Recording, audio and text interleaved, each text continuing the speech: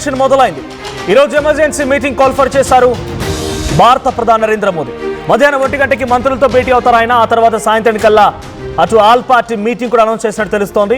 So సాయంత్రం కల్లా all పార్టీస్తో meeting ఉండబోతోంది. అయితే లాక్డౌన్ లాంటి ఒక ప్రకటన ఉంటుందనేటువంటి వార్తలు చక్కర్లు కొడుతున్నాయి. కరోనా తరహా సంక్షోభానికి సిద్ధంగా ఉండండి అంటూ ఇప్పటికే పార్లమెంట్లో ప్రధాని మోదీ వార్నింగ్ కూడా ఇచ్చారు. భారత్పై తీవ్ర ప్రభావం చూపిస్తోంది ఇరాన్ ఇజ్రాయిల్ వార్. ఎక్కడికక్కడ పెట్రోల్ బంకుల్లో కూడా నో స్టాక్ బోర్డులు దర్శనమిస్తున్నాయి. పెట్రోల్ బంకుల ముందు కిలోమీటర్ల మేర క్యూ లైన్లు కనబడుతున్నాయి.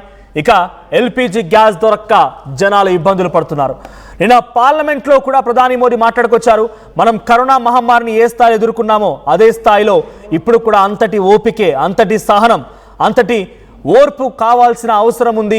మన శాంతితో వాటిని ఎదుర్కొందామన్నట్టుగా పార్లమెంట్లో నిన్న మోడీ అనౌన్స్ చేశారు. లేదో రాత్రి నుంచి పెట్రోల్ బంకుల్లో క్యూలు కడుతున్నారు జనమంతా. ఏ క్షణమైన మళ్ళీ లాక్డౌన్ విధిస్తున్నారు అనేటువంటి ఒక మాట సోషల్ మీడియాలో వైరల్ అవడంతో భయభ్రాంతులకు గురవుతున్నారు. సో అంతా కూడా పెట్రోల్ ఫ్యూయల్ స్టేషన్స్లో, ఎల్పిజి గ్యాస్ గోడౌన్స్లో బార్లు తీరుతున్నారు. ఒక గ్యాస్ సిలిండర్ కావాలనో, ఒక 5 లీటర్ల పెట్రోల్ కావాలని, ఎందుకంటే రోజు పనికి వెళ్లాల్సి ఉంటుంది. ఉద్యోగరీత్యా, వ్యాపారరీత్యా ఏదో ఒక పని ఉంటూ ఉంటుంది. సో జనరల్గా ఒక రోజు 500 రూపాయల ఫ్యూయల్ ఫిల్ చేసుకునే వాళ్ళు కాస్త ఈ రోజు బంకుల ముందు బార్లు తీరి ఏకంగా ఫుల్ ట్యాంక్ కొట్టించేస్తున్నారు. సో ఆ స్థాయిలో భయం పట్టుకుంది జనాలందరూ కూడా. So present emergency meeting call for చేసినట్టు తెలుస్తోంది. 1 గంటకి ఇటు మంత్రులతో సమావేశం, 4ంటికి ఆల్ పార్టీతో సమావేశం. సో ఇది జనరల్గా పార్లమెంటు సమావేశాల నేపథ్యంలో జరిగినటువంటి సమావేశం అయితే ఇంత ఉత్కంఠ ఉండేది కాదు.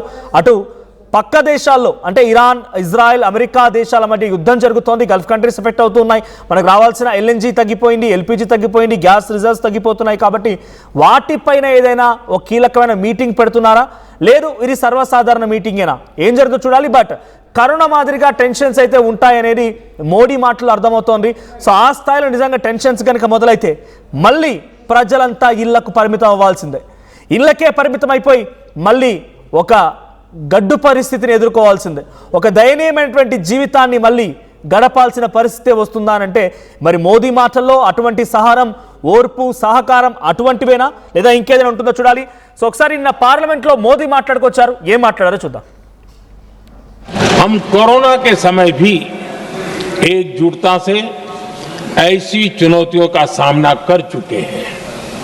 अब हमें फिर से उसी तरह तैयार रहने की आवश्यकता है.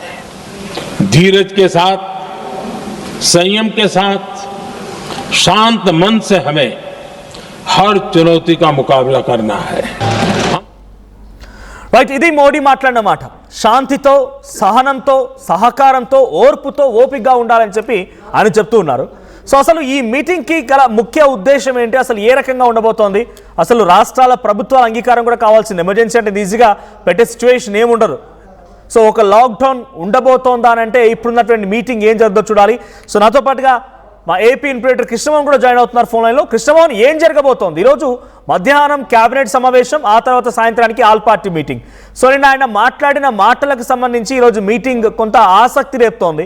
లాక్డౌన్ మాదిరిగా సిచ్యువేషన్ వెళ్ళబోతోంది, అడుగులు పడుతున్నటువంటి ఒక సంకేతం వార్తల్లో, సోషల్ మీడియాలో చక్కర కొడుతుంది. ఏం జరగవచ్చు? మోదీ ఎటువంటి డిసిషన్ తీసుకునే అవకాశం ఉంది? మన ప్రధాని మోడీ ఎమర్జెన్సీ మీటింగ్ ఈ మధ్యాహ్నం 1 గంటలకు జరగబోతుంది.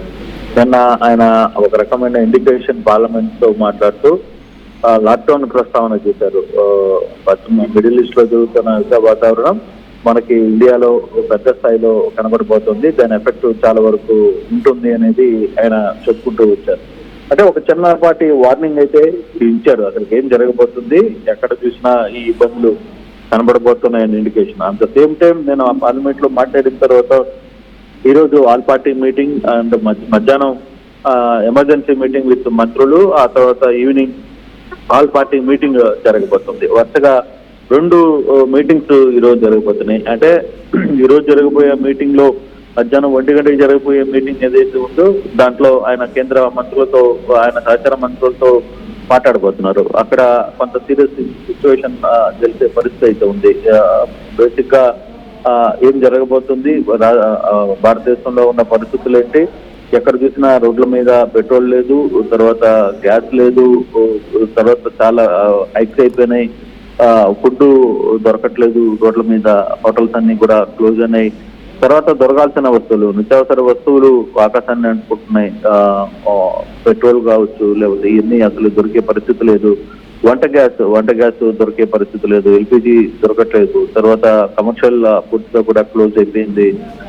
వంటింటి ఆయిల్, ఇంట్లో వండుకునేదానికి అవసరమైన ఆయిల్ లేదు. చికెన్ ఇట్లాంటివన్నీ కూడా ఆకాశానికి పెరిగిన పరిస్థితి రేట్లు. ఈరోజు చికెన్ కిలో 500 రూపాయలు అంటున్నారు. తర్వాత ఆయిల్ ఆల్మోస్ట్ ఆల్ పెరిగిన పరిస్థితి అయితే ఉంది. సో ఇటువంటి సిచ్యువేషన్ జరుగుతున్న పరిస్థితుల్లో ఈ రోజు ఒక 1 గంటకి ఎమర్జెన్సీ మీటింగ్ జరగడం ఒక ఎత్తు అయితే, సాయంత్రం ఆల్ పార్టీ మీటింగ్ తో రాజ్నాథ్ సింగ్ తర్వాత ఇతర నేతలందరూ కూడా all party meeting call up చేశారు కాబట్టి, సో దీంట్లో ఎటువంటి పరిస్థితులు ఉంటే ఏం చెప్పబోతున్నారు, ఏం జరగబోతుంది అనేది ఒక సీరియస్ చర్చగా జరుగుతుంది. ఈ చర్చలో ఏం ఎటువంటి పరిస్థితులు ఉంటాయి, ఏం ఇష్యూస్ ఉండబోతున్నాయి, మరోసారి లాక్డౌన్ ప్రకటించబోతున్నారా అనే ఒక చర్చ కూడా. దీని కూడా ఒక చర్చ కారణం ఏంటంటే, నిన్న ప్రధాని లాక్డౌన్ లో మనం ఎదుర్కొన్న పరిస్థితుల గురించి ప్రస్తావించారు. అటువంటి పరిస్థితులే ఇప్పుడు ఉండబోతుందా, భారతదేశంలో ఏం జరగబోతుంది. లాక్డౌన్ లాంటి పరిస్థితులు లేకపోయినా అటైతే అనవసరమైన ప్రయాణాలు, అనవసరమైన ఖర్చులు, అనవసరమైన వీటిని తగ్గించమని ప్రధానమంత్రి కోరబోతున్నారు అనేది చాలా క్లియర్ గా చెప్తున్నారు. వాడకం గ్యాస్ లిమిటెడ్ గా వాడండి, లేదు మీరు అవసరమైతేనే ప్రయాణాలు రోడ్ల మీదకి వెళ్ళండి. పెట్రోల్, గ్యాస్ లాంటి చాలా ఇబ్బందికరమైన పరిస్థితులు ఉన్నాయి. పవర్ వరకు ఇబ్బంది లేదు, కానీ మిగతా సంబంధించిన ఆహారాలన్నీ కూడా ఉన్నాయి. కాకపోతే ఇప్పటికే సెంట్రల్ ఒక మాట చెప్తుంది, దర్శనం నుంచి 2 రోజులు బయటకు తెచ్చాము అని. కానీ అయినా కూడా ఇవి సరిపోవట్లేదు. బేసిక్ గా రోడ్ల మీదకి భక్తులు ప్యానిక్ లో ఉన్నారు, జనాలు ప్యానిక్ లో ఉన్నారు. కారణం ఏంటంటే, పెట్రోల్ దొరకదేమో, ఒకవేళ అయిపోతుందేమో, గ్యాస్ దొరకదేమో, అయిపోతే ఏంటి మన పరిస్థితి అనే పరిస్థితి. అందుకే రోజు ఒక 5 లీటర్లు కొట్టించుకునే వ్యక్తి ట్యాంక్ ఫుల్ చేసుకునే పరిస్థితికి వెళ్ళిపోయాడు. తర్వాత ఒక రకంగా గ్యాస్ ని వాడుకునే పరిస్థితిలో నుంచి దానికి సంబంధించి ఆల్టర్నేట్ ఎదుర్కొనే పరిస్థితుల్లోకి వెళ్ళిపోయాడు. తర్వాత రెగ్యులర్ గా గుడ్ ఏదైతే ఉందో దాని మీద ఇప్పటికే పబ్లిక్ దాని మీద ఆధారపడుతుంటే దాన్ని కిలో 20 రూపాయలు మేర పెంచే పరిస్థితిలోకి వెళ్ళిపోయింది. సో ఇట్లా ప్రతి ఒక్కటి కూడా అవకాశాన్ని ఆసరాగా తీసుకున్న కొంత దళారులు విపరీతంగా రేట్లు పెంచేస్తున్న పరిస్థితి. తర్వాత ఎక్స్పోర్ట్ కి ఎక్కడికక్కడ ఆగిపోవడంతో కొన్ని రకమైన ఇబ్బందులు. ఇప్పుడు ఫారిన్ ఎక్స్పోర్ట్ ఆగిపోవడంతో కంప్లీట్ గా మనకి చాలా రకాల ఇబ్బందులు ఎదురవుతున్నాయి. ఒకటి ఫిష్ ఇండస్ట్రీ పడిపోయింది, తర్వాత ప్రాన్స్ ఎగుమతి తగ్గిపోయింది, అరటి పండ్లు పొలాల్లోనే వదిలేసిన పరిస్థితి, ప్యాడీ బయటికి పంపించలేని పరిస్థితి. సో ఇవన్నీ కూడా ఒకదానికొకటికి సంబంధం ఉన్నాయి కాబట్టి కొంత ఇబ్బందికరమైన పరిస్థితులు ఉన్నాయి. సరే, ఎన్ని ఎలా ఉన్నా కూడా మానవుడి నెల సంబంధించిన ఖర్చులు పెరుగుతున్నాయి, కానీ అతను రాబడి మాత్రం పెరిగే పరిస్థితి లేదు. కాబట్టి కొంత పానిక్ లో పబ్లిక్ అయితే ఉంది. అక్కడెక్కడో యుద్ధం జరుగుతుంటే ఇండియాలో అటువంటి పానిక్ సిచ్యువేషన్ రావడం కొంత ఇబ్బందికరమైన అంశం. దీని మీదనే చర్చ జరగబోతుంది. మీటింగ్స్ లో సాయంత్రం ఆల్ పార్టీ మీటింగ్ లో ఏం చెప్పబోతున్నారు, మధ్యాహ్నం జరగబోయే ఇంటర్నల్ మీటింగ్ లో ఏం జరుగుతుందో చూడాలి. Right, thank you Krishnamohan. So చాలా మంది కామెంట్స్ చేస్తున్నారు, ఇది అడ్వాన్స్ న్యూస్ అని కొంతమంది భయపెడుతున్నారని కొంతమంది, లేకపోతే ఇంకా కామెంట్స్ వస్తూ ఉన్నాయి. డెఫినెట్గా ఆర్టీవీ ప్రతి సందర్భంలో కూడా పబ్లిక్ ఒపీనియన్ చాలా మ్యాండేట్గా తీసుకుంటుంది. మీరు పెట్టే ప్రతి కామెంట్స్ కూడా చదువుతూ ఉన్నాం. దాంట్లో మీరు పెట్టేటువంటి మాటల్లో కాంట్రవర్సీ ఉన్నా, నెగిటివ్గా ఉన్నా, ఇంకేదైనా మీరు కొన్ని తప్పుడు పదాలు ఉపయోగించిన, right, we are ready to face that. ఎందుకంటే మీ మాటలు మేము వింటున్నాం కాబట్టి. సో ఇక్కడ ఒక సిచ్యువేషన్ ఆలోచించండి. మన జనాభా 140 కోట్లు దాటింది.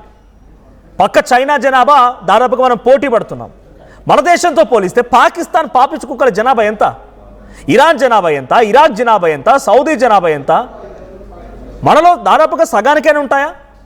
ఇక్కడ మేము ఈ మాట చెప్తున్నందుకు కేవలం మోదీ మీటింగ్ కాల్ ఫర్ చేశారు. ఆయన మాటలో విన్నారు. ఒకసారి పిక్చర్ ప్లే చేయండి. మోదీ ఏమన్నారు, పార్లమెంట్లో మోదీ మాట్లాడిన మాటలు ఒకసారి ప్లే చేయండి. हम कोरोना के समय भी एकजुटता से ऐसी चुनौतियों का सामना कर चुके हैं. अब हमें फिर से उसी तरह तैयार रहने की